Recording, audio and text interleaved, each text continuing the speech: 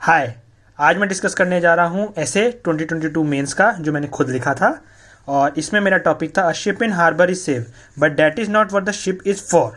तो मैं आपको सिखाऊंगा कि ऐसे स्टेटमेंट बेस्ड टॉपिक जो आजकल बहुत ज़्यादा आ रहे हैं, 21 में भी आया था और 22 में भी आया था, तो इसको कैसे खोला जाए, इस पर हम कैसे ब्रेनस्टॉर्मिंग कर सकते हैं, क्या हमारा अप्रोच होना चाहिए।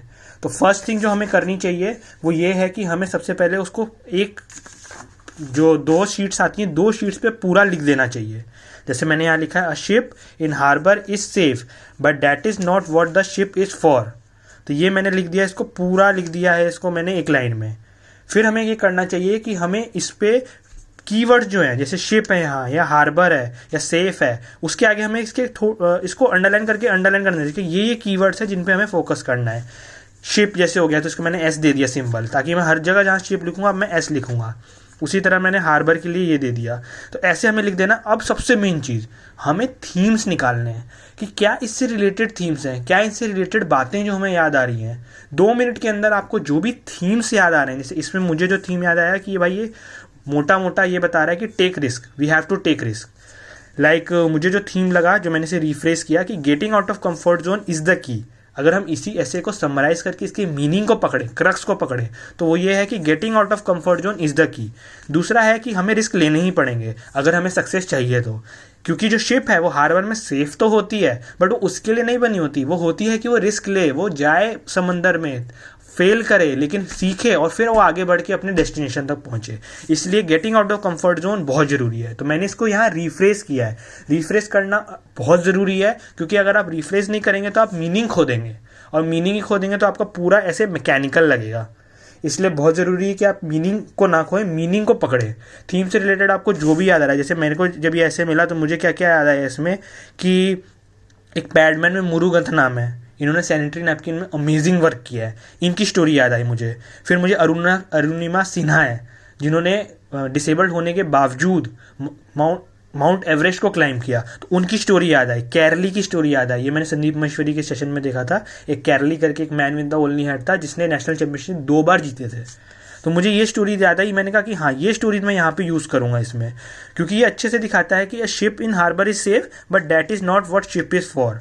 फिर ब्रेने ब्राउन एक हैं, टेड स्पीकर है, उनकी वनरेबिलिटी पे बहुत अच्छी टॉक थी, तो मैंने उसे भी यूज़ किया है कि करेज एक्चुअली में अपने आप को एक्सपोज करना होता है, ना कि जब हम अपने आप को ट्रूली दिखाते हैं हम क्या है, वही वनरेबिलिटी, वही एक्चुअली में करेज है। फिर मैंने कुछ बुक्स पढ़ी थी मार्क मेंसन की, जैसे how to the subtle art of not giving a fuck, या फिर स्टीवन प्रेसफील्ड की बुक है। तो ये सब बुक्स के जो जो आइडियाज़ थे मैंने इनको यूज़ किया है। फिर उसके बाद बुद्धा का आप स्टोरी यूज़ कर सकते हो कि how Buddha was getting every facility he could dream of but yet he left the palace because he wanted to know the cause of human suffering and wanted to genuinely solve it. तो ये दिखाता है कि बुद्धा ने कैसे compassion को अपना वे बनाया, अपना मार्ग बनाया, लोगों को निर्वाणा का पाथ दिखाने के लिए, लोगों की लाइफ बेटर करने के लिए, और एक अच्छी लाइफ छोड़ के वो जंगलों में गए, झेला उन्होंने, ताकि वो बाकियों की हेल्प कर सके। और एक और कोट है, if you don't take any risk that is the biggest risk. ये एंटरप्रेन्योरशिप में यूज़ किया जाता है, बट ये हाँ इसमें भी रेलेवेंट है कि आप रिस्क नहीं लोगे तो सबसे बड़ा आज रिस्क यही है कि आप रिस्क ही ना लो। आप स्टॉक मार्केट में देख लो, जिसमें रिस्क बिल्कुल नहीं है उसमें रिटर्न भी बिल्कुल नहीं है।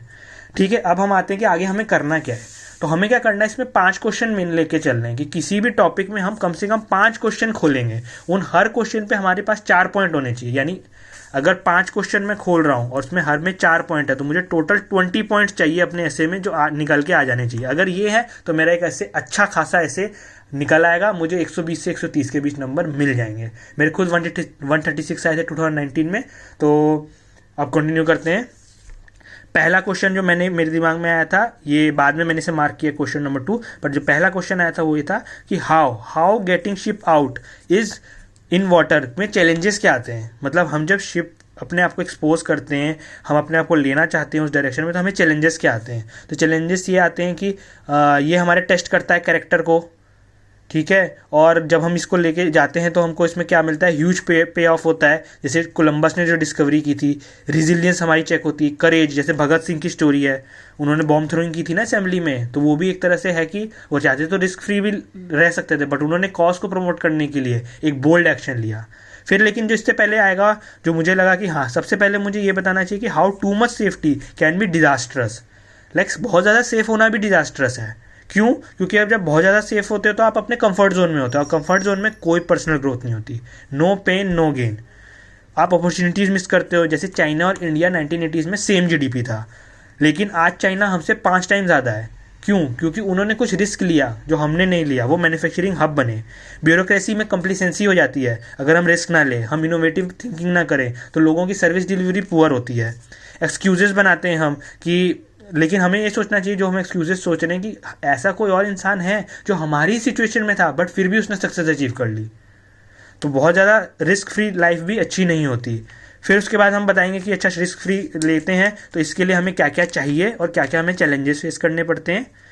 फिर उसके बाद जो हमारा तीसरा क्वेश्चन होगा वो ये होगा कि हाउ इसके बावजूद हमें कुछ सेफ्टी लेके चलनी है। ऐसा नहीं है कि हमें कैलकुलेटेड रिस्क लेना चाहिए, हमें बिल्कुल ही टोटली रिस्की बिहेवियर करना चाहिए या हम कॉशन को बिल्कुल बाहर फेंक दें, ऐसा कुछ नहीं है। हमें कुछ सेफ्टी तो चाहिए, नॉट टोटली रिस्की बिहेवियर। तो इसमें क्या आएगा, मैंने पॉइंट जनरेट किया कि कैलकुलेटेड रिस्क होना चाहिए। जैसे कोई जॉब कर रहा है, वो जॉब के साथ भी स्टार्टअप कर सकता है, ज़रूरी नहीं कि वो जॉब छोड़ के ही स्टार्टअप करे। फिर सिविल सर्विस की प्रिपरेशन भी कैलकुलेटेड रिस्क होना चाहिए, प्लान भी होना चाहिए। फिर क्यों हमें बिल्कुल रिस्की बिहेवियर नहीं होना चाहिए। तो ऐसे तो हम किसी क्लिफ से ही कूद जाएंगे। अगर हमारे अंदर रिस्क का डर ही नहीं होगा, हम तो किसी हाइट से ही कूद जाएंगे। तो क्यों फिजिकली हमें कभी हर्ट होता है, वो क्यों होता है? वो ये बताता है कि ये पेन एक इंडिकेटर होता है कि हम कुछ गलत कर रहे हैं। अगर मैं बेड से उठूं और मुझे टेबल पे अगर पाँव मारने पे दर्द ही ना हो तो मैं कभी ध्यान से चलूंगा ही नहीं। वो दर्द हमें बताता है कि हाँ ये नहीं करना है। तो थोड़ा रिस्क ये माइंड में रखना चाहिए, थोड़ा हमें कैलकुलेटेड रिस्क लेना चाहिए। टोटल अवॉइड भी नहीं करना है और टोटल उसमें घुस भी नहीं जाना है। फिर चौथा जो मैंने पॉइंट इसमें जनरेट किया है वो है how to determine when to take risk. ये भी एक क्वेश्चन है कि हमें रिस्क लेना कब है, तो या जब हम लेते हैं तो हमारी कौन सी वैल्यूज़ होनी चाहिए। तो इसमें जो वैल्यूज़ हैं वो वैसी हैं कि करेज होना चाहिए, हमारे पास कैरेक्टर होना चाहिए। महात्मा गांधी का अच्छा एग्जांपल है, उन्होंने एक अच्छा लॉयर का प्रैक्टिस छोड़ा और गांव-गांव गए ताकि वो जान सके कि असली इंडिया होता कैसा है। फिर अगर अंदर से आपकी आवाज़ आ रही है तो डेफिनेटली रिस्क लीजिए। संदीप महेश्वरी का भी है कि आसान वाला जो मोटो है, आसान है वाला मोटो, वही। अगर आपको अंदर से आवाज़ आ रही है तो आप लीजिए, बट अंदर की आवाज़ ये नहीं कि आप इमोशंस पे चल जाइए।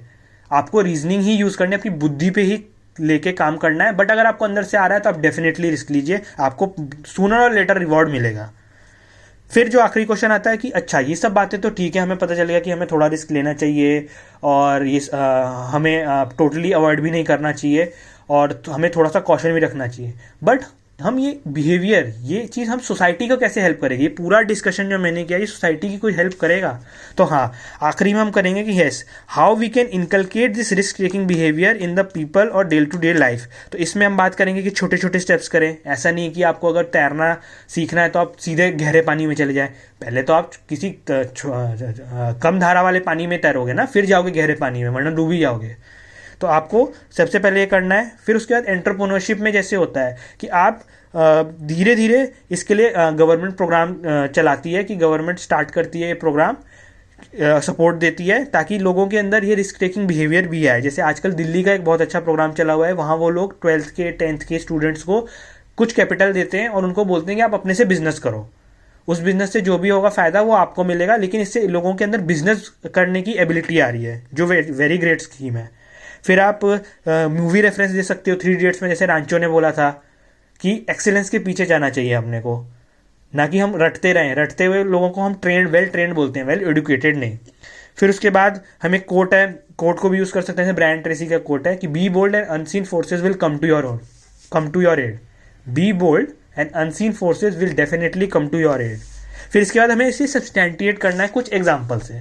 तो एक एग्जाम्पल देने का बहुत कॉमन तरीका ये कि आप individual, society, national, international level पे दे। तो इंडिविजुअल लेवल पे मुझे क्या आया इसमें याद कि एक्सरसाइज। किसी को एक्सरसाइज करना पसंद नहीं है, बट एक्सरसाइज करते हैं तो हमें उसका पे ऑफ मिलता है।